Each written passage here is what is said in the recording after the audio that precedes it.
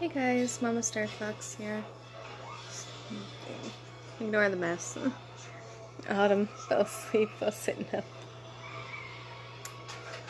Catherine's being typical rambunctious 2-year-old out there. And today I wanted to talk about something that my social worker got me to do as a homework type thing before our next session. And it's writing down my negative thoughts and reading it over the situation, what my thought was, how there's no evidence toward that thought, and how I can deconstruct that thought where it's not going to cause me anxiety and all that stuff. And also there's another one where it's like, how will this really affect me in the future? Because there's some thoughts that would. If that thought were to come true, how would it affect your future and stuff? But she also said, like, that's not really the best thing to do, but some of the thoughts it does work with. So I wanted to kind of review, since I lost my paper and I can't write it down, I'm just going to do a video about it. So the most common repetitive negative thoughts that come through, mostly with my depression, is things about my image, about my body image. Like, I'm fat, I'm lazy, I'm never going to look like the women I see on the internet. And when I deconstruct that thought, I think it's true to me. I'm never going to look like them, but if I worked towards eating healthy and exercising, which I hope to do, to start soon with my boyfriend, then I'll be the better me. I'll feel better, and maybe I'll start looking better in my view, like getting rid of the extra flabbiness and stuff. So that's one thought that's really hard for me to deconstruct, because I don't think I'm ever going to like myself completely. Like, really the only thing I really 100% never negatively think about when it comes to my body is my hands, which is a weird thing, I know, but I like how small and dainty my hands are, and my eyes, like my eye color.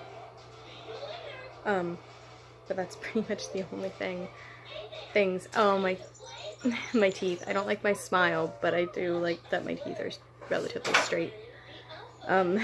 So it's a work in progress with that negative thought. Other negative thoughts, this one is more with my anxiety, is that my boyfriend's going to leave me. Whenever we get in an argument, whenever I get those negative thoughts about my self-image, I think my boyfriend's gonna leave me. He's not gonna love me or want to like touch me or anything like that. And that was a thought that I did get to write down, and I deconstructed it where there's no evidence of that. He's never said anything like that, unlike my previous relationship before him that was like 7 years ago. But that still affects me. That's still in my head, that my ex broke up with me so many times that it was almost expected, or I expected it to happen whenever we got into an argument, and that transferred over to Tyler with our relationship now. Though we've been together 6 years, I still have those thoughts whenever we get in an argument, or whenever I look at myself and think how disgusting I look. I'm like, why does he want to be with me? But, like she said with the exercise, there's no evidence of that. He never says that. He's always telling me how beautiful and how much he loves me and everything, and so there's evidence towards the opposite of that. There's no evidence towards my negative thought of him leaving me. And even if And then on the basis of what would it do to my future, on the basis of if he was going to leave me, how would that affect me? And yes, it would negatively affect me greatly, because I love him so much, but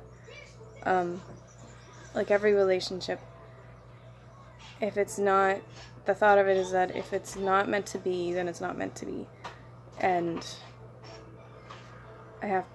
everything happens for a reason. I say that a lot, and my mother said that a lot to me, but it really is when you think of it that way, that everything, that the world has planned for you, and though there may be a lot of negative things happening, there's always a silver lining eventually, and it might take longer for others than it would for yourself, but yeah. And another negative thought is, and a lot of moms probably have this, is I'm a horrible mother. I shouldn't be letting my kids watch TV. I shouldn't be letting them have juice. I shouldn't be, like, letting them eat what they want. I should be making them eat what I want them to eat, and I shouldn't be letting them nap in the car. All these negative things about parenting, but I've come to realize after seeing all these other posts of women in mom chats on Facebook, and I highly recommend those, like joining a mom chat or joining a mom group on Facebook when you're a mom or expected mom, because it really helps to have the community to talk to and to see all the different parenting styles, because I might think that, and then I look at these sites and I'm like, there's a lot of people who do the same thing I'm doing. It's just, you do what works for you, what keeps you sane, what keeps your kids happy. Like, my kids are growing and happy and healthy. I've been taking them to appointments, and there's never been a negative thing said about them, so that's the evidence against that negative thought, is that my kids are healthy, they have all their needles, they hardly get sick, knock on wood. They're happy, they're smiling, they're playing. Like Athrun, yes, he has a delay, and sometimes I do blame myself for that, but that's something that I can't 100% control.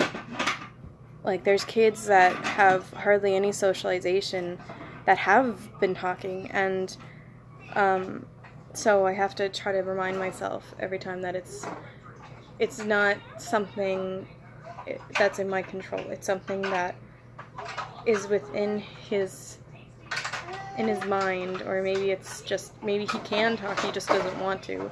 It's a big question mark. He's still snoring. Snoozing girl. Another irrational fear/thought that I have, that I mentioned in my fear vlog, is when I'm driving and thinking, I'm gonna get in an accident, oh my god, someone's gonna run into me, and every time I'm like behind a truck, I keep thinking, oh my god, that's gonna fly right out in like Final Destination type scene and kill me. And I have to make myself deep breathe, because I set myself into a panic attack. Like, I start hyperventilating and I can hardly breathe, so I have to like take 4 seconds in, hold 4 seconds, and 4 seconds out, is what my social worker was telling me. And it really worked. The longest time I thought deep breathing wasn't going to work for me, and it didn't work for me with my test anxiety when I was in university. I keep trying to push my glasses up though, they're on my face. But yeah, and it actually did work, especially when I'm driving. I need that. And how I process that is, there is no evidence that that's going to happen. I haven't been, knock on wood, in an accident. And even if you were in an accident, this is something that's, other drivers are out of your control, and that's a hard thing with anxiety to calm yourself down from, because that's a factor that you can control, and not being in control of things makes you more anxious.